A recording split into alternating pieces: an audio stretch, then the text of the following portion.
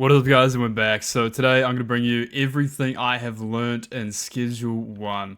Now I'm pretty credible on the topic. Playing Schedule 1 has been my full-time job for the past 2 weeks.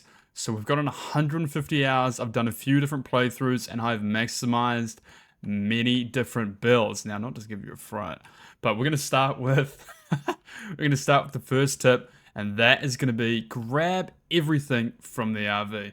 If you didn't know, you can actually harvest these plants before the RV disappears. Obviously, you're not using the RV late game, no spoilers. So just harvest your plants before you get out the door and pick up everything with you. This is going to give you a massive boost in the early game.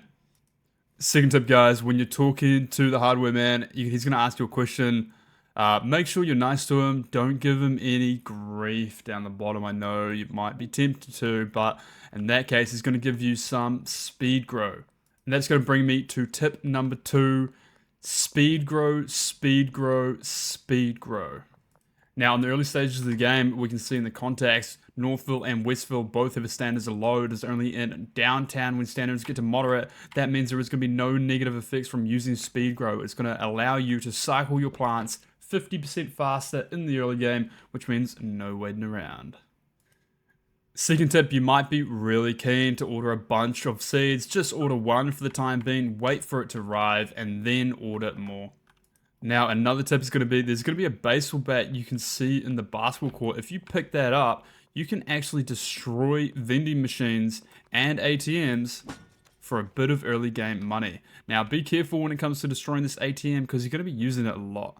Obviously, it is a lot faster than picking up the trash and putting it into the incinerator. So if you see an ATM, just give it a smack.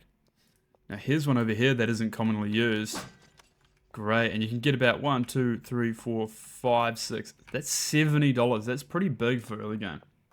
Another big tip is going to be these quests on the left. You want to focus those as hard as you can. So these quests are going to be the main objectives. That is what's going to progress you through the game and get you from stage to stage without feeling like you're stuck.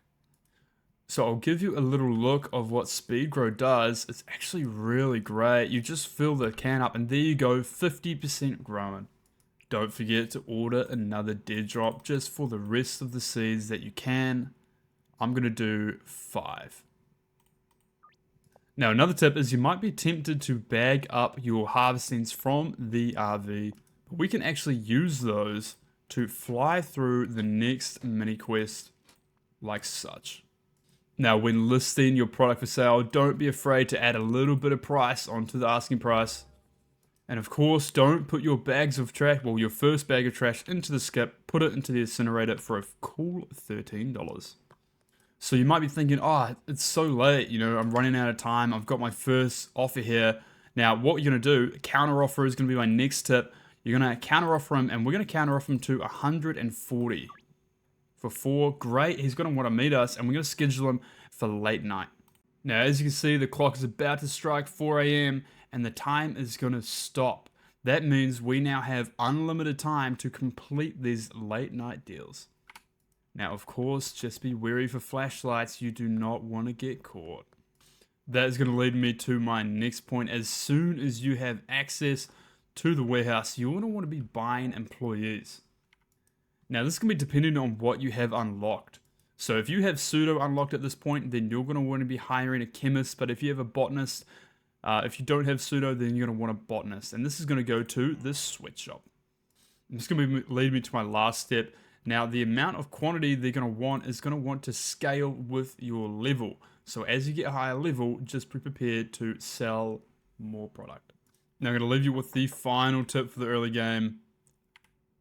You can actually pickpocket Mrs. Ming for the cost of your $800 for your room. So you just want to give her a nudge and then run away.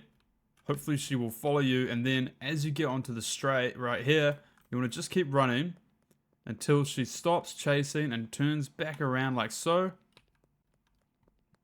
You're going to walk behind her, crouch, and pickpocket.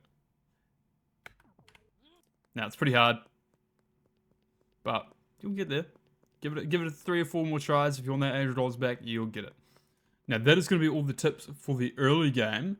Now let's go to a mid-game tip. Another tip, guys. Yeah, it might be scared being chased. It might be scary being chased by the police, but if you can afford it, they're not super tough to take down. It takes a few quick shots and a few hip fires, and that's it, guys. Game over for them. And there you have it. That is the wanted level gone, and of course, we are just going to dispose of the evidence. Now, don't get overwhelmed, but when it comes to working with cauldrons, this is going to be the most important tip I can give you.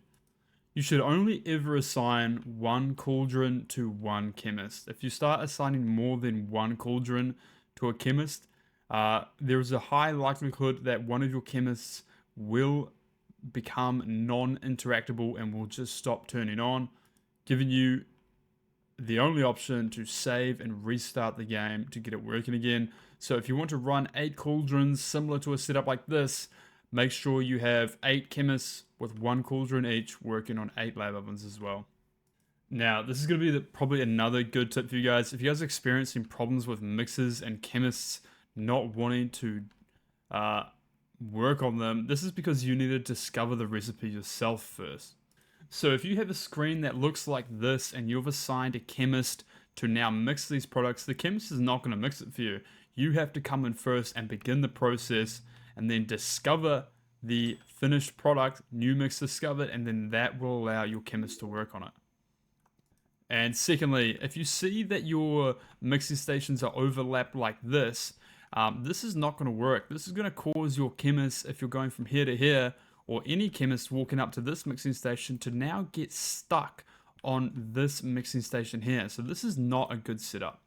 An example of a well set up 8-step mixing station in the bungalow would look something a bit like this, where you have everything laid out, nothing overlapping one another like such. Now, this might here actually still represent a problem, so you'd probably want to move it over just so no paths across whatsoever. It's definitely better safe than sorry, and that's going to be the same for your chemistry stations and lab ovens. This is not an optimal setup, and even that will not work as well. They have to be non-conflicting so your employee will not get stuck going from one to the other. Now, another tip is when it comes to assigning handlers to packaging stations, you might think it's going to make a lot of sense to assign them to Mark IIs, but that's going to be incorrect. You're going to want to assign them to Mark Is. Packaging handlers will package a lot faster on a packing station Mark I than they will a Mark II. Now you might think, is that the same for the mixing stations and the mixing station Mark II? And the answer is kind of. So mixing station Mark I is obviously a lot faster for the employees to work on, but it can only produce 10 units at a time, opposed to a mixing station taking approximately 30 to 40% longer, but being able to produce 20 units at a time. So mixing station Mark I, somewhat efficient compared to a Mark II. Depends how much units you're producing or feeding this at one time. Now guys, that's going to wrap it up for today's tips. I've probably forgotten a bunch of different things. I could probably sit here for hours and go through everything that I've learned. But we're going to keep this short and sweet. Thank you so much for watching. If you've enjoyed or learned something, please leave a like, comment, and subscription. There's going to be a link to the community Discord down below. And of course, the Twitch stream. If you're seeing this video, I'm probably live right now. So again, thank you so much for watching, guys. Much appreciated. And I will see you in the next one.